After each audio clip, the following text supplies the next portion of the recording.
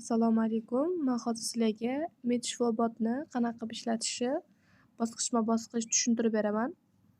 Avvalambor start tugmasini bosamiz va shunaqa bo'limlar chiqadi. Bo'limlardan o'zimizga kerakli bo'lganini tanlaymiz. Xususiy klinikani tanladik. Undan keyin klinikalar orasida o'zimiz xohlagan klinikani tanlaymiz. Masalan, Sogdiana shifo. Sogdiana shifo haqida yetarlicha ma'lumotlar berilgan.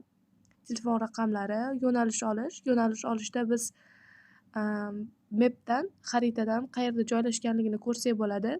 Bosh menyuga qaytishimiz mumkin bo'ladi va qabuldan shifokor qabuliga yozdirishimiz mumkin bo'ladi. Bu yerda bo'limlar chiqadi. O'zimizga kerakli bo'lgan bo'limni tanlaymiz. Masalan, kardiologga yozdirmoqchi bo'lsak va o'zimizga ma'qul bo'lgan vaqtni tanlaymiz. Vaqt tanlandi. Ism familiyamizni kiritamiz. Ism familiya kiritiladi. Hamda telefon raqam.